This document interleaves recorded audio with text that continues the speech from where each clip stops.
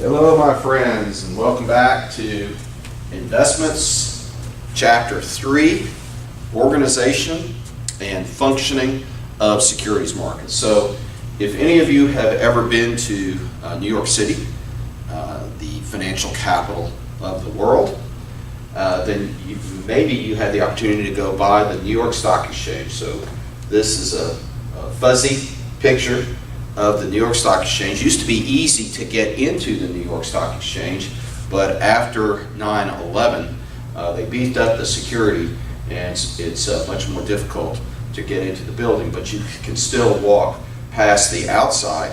And as we'll cover in this chapter, a lot of the activity on the New York Stock Exchange has been moved. It's become electronic, much more of an electronic market rather than a face-to-face market, and we'll talk a little bit more about that. But still, the building is there, and it's really a landmark in the financial world. All right, so let's look at markets. So first, let's define what a market is. It is a means through which buyers and sellers are brought together to conduct business. So wrap your brain around that. A market brings together buyers and sellers. Okay? It does not have to be a physical location.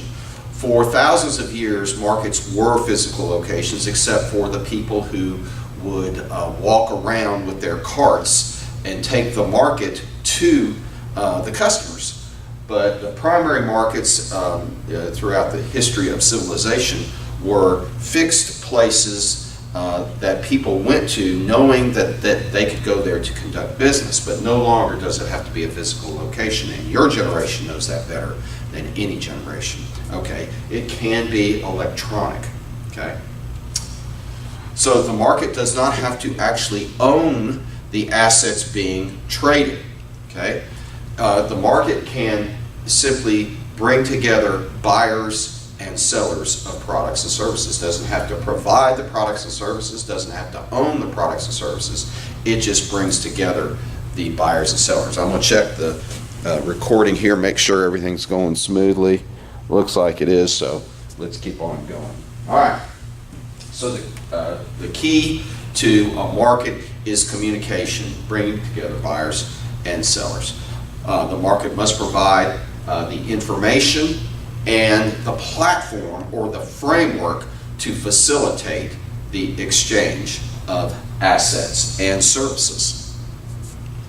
All right, so what are some characteristics of a good market? As I just mentioned, information, the availability of information. So we need timely, and now let's look more specifically at financial markets, the trading, the buying and selling of financial assets, i.e. securities. So stocks and bonds, and options and futures. So we need timely and accurate information on the volume, how many shares, how many units, and the prices of past transactions. So what has taken place in the market. All right? And on all currently outstanding bids and offers. People who want to buy, making bids, and people who want to sell, offers. All right, offers to sell. Okay, then we need liquidity. This is the ability to buy and sell quickly at a known price, not substantially different from the prices of recent transactions. In other words, people need to be able to trust the market, to feel secure that a price they are looking at to either buy or sell is the price that they're going to get. Okay? Assuming that no new information has become available. New information changes prices. Okay? New information. So to have liquidity, we need numerous buyers and sellers in the marketplace. Okay? But let me just take a minute to talk a little bit more about this. And I don't have it written down, but I want to say this because it's really important. People who speculate in financial securities, they're gambling, that enter the markets in order to try to manipulate or take advantage of the markets, always use this argument, we're providing liquidity. And personally, I don't buy that. When you see someone come in and buy a large number of shares. We call them high-frequency traders. They come in, they buy a large number of shares, they hold them for a second or less, and then they flip them. They claim that what they're doing is adding liquidity. And I say what they're adding is volatility. And I don't like what they do, and I don't think they should be allowed to do what they do. And one thing that I would do if I were a regulator or a policymaker is I would tax them higher.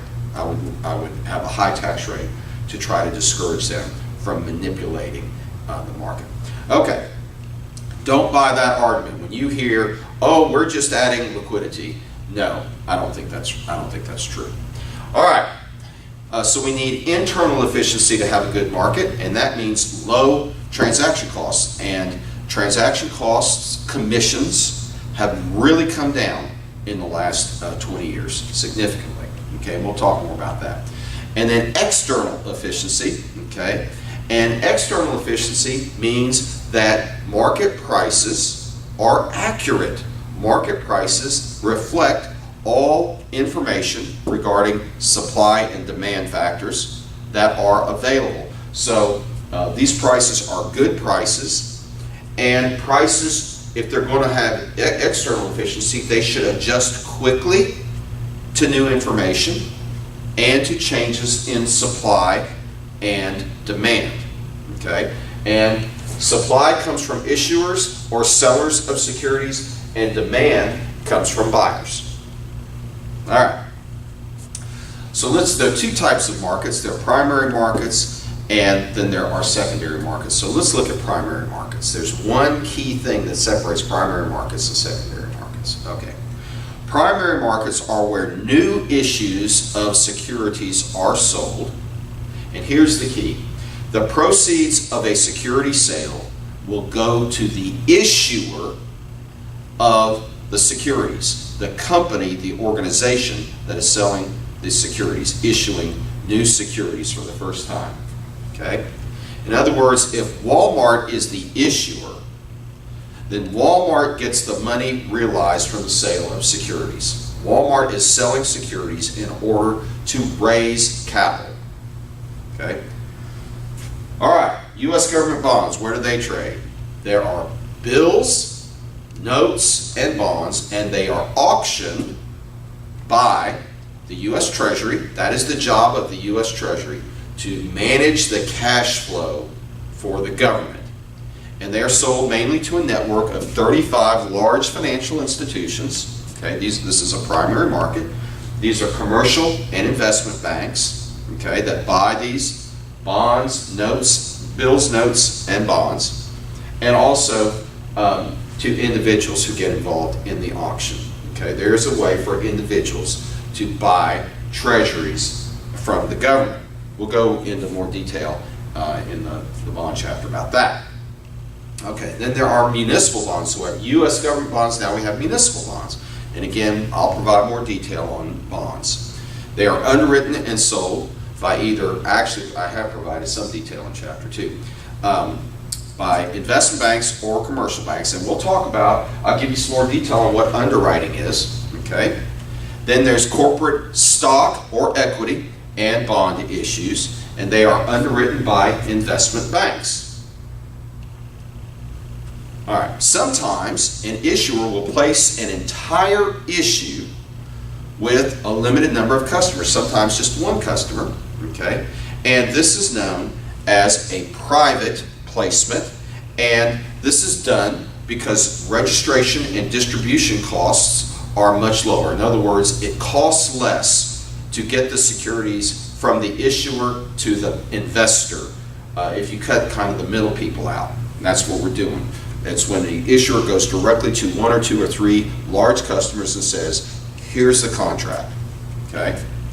And only accredited investors can purchase a private placement. What does that mean, accredited? It means that an investor must either make $200,000 of income per year, or have a joint income of $300,000 per year if you're a couple, or have a net worth exceeding $1 million. So they're wealthier, hopefully better informed and better educated investors.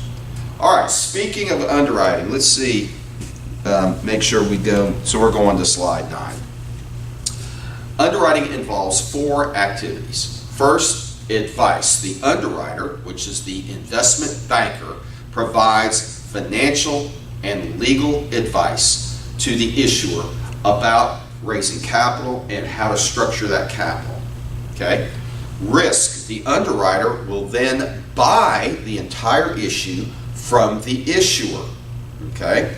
So that's probably something you didn't realize, that an investment bank will advise the issuer on legal and financial matters, and then they will buy the entire issue.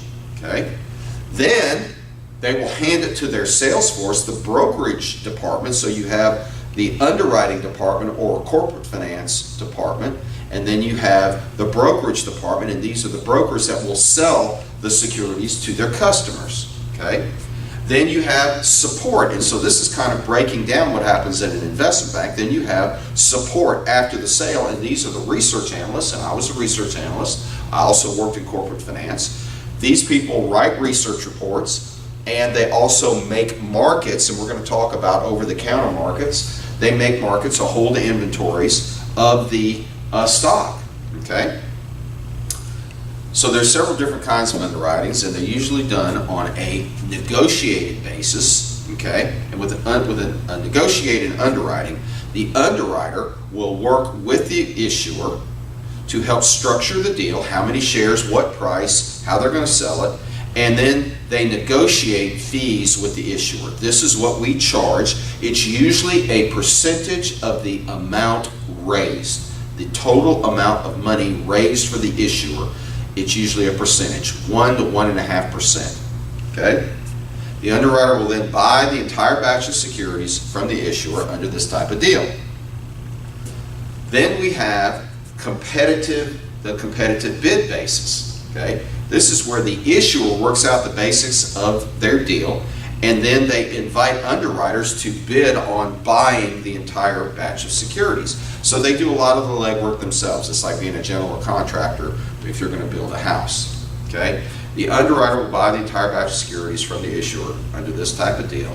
And then we have best efforts, the best efforts deal. Okay?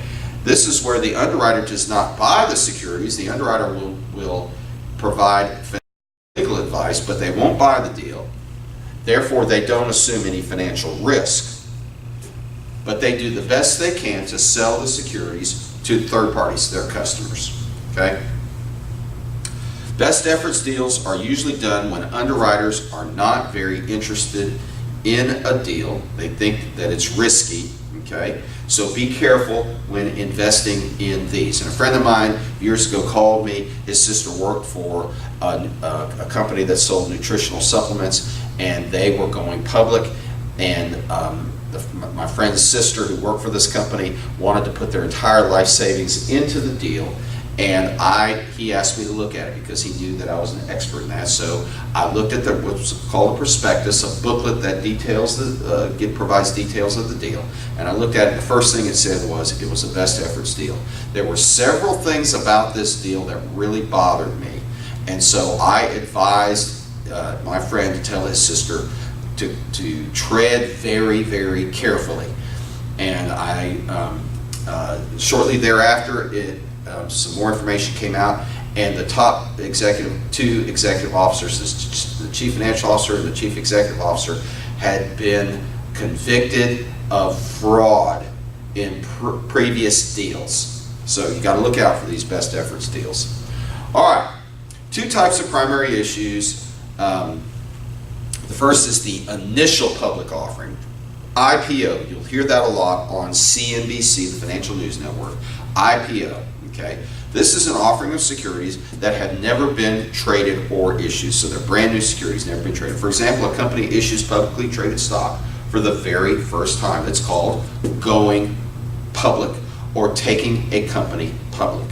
Okay, statistics about these IPOs conclusively indicate that the best time to buy an IPO is 6 months after it hits the market. Listen, folks, here's what happens. We hear about companies like Facebook and Google and hot companies that come to the markets and go public, and their prices skyrocket. But here's what happens. You either get in on the deal before it hits the market, you get in on the initial offering. If you don't, and usually it's the very best customers, the largest customers of a brokerage firm that get in on the initial deal. If you buy the stock after it hits the secondary market, and we're going to talk about the secondary market, then you might be paying 20, 30, 40, or 50% more than the people who got it directly from the underwriter. So you have to be very, very careful. And so what happens is these stocks will shoot up, and then 6 months later, they'll come back down to where you could have bought them on the initial public offering directly from the underwriter. So be very, very careful with these deals, getting caught up in the fever pitch that goes on with some of these deals. Okay, then we have seasoned offerings. What's a seasoned offering? It is the sale of additional securities related to a previously offered issue. For example, sometimes a company has already done an IPO. They use that money to grow, and now they're at the next stage of development, and they need more capital. They're still not generating enough internal capital, okay, to grow. They want to make an acquisition, or they want to open a bunch of new stores, or maybe they've developed a product and they need to create manufacturing capacity and they need more capital. So they do another issue, and we call that a seasoned offering. Okay, they'll sell more stock to the public. Okay, I think that is it for clip number 1. So we'll sign off here, take a quick break, go splash your face with some ice cold water, and then come back and be ready to learn more about securities markets. Shalom.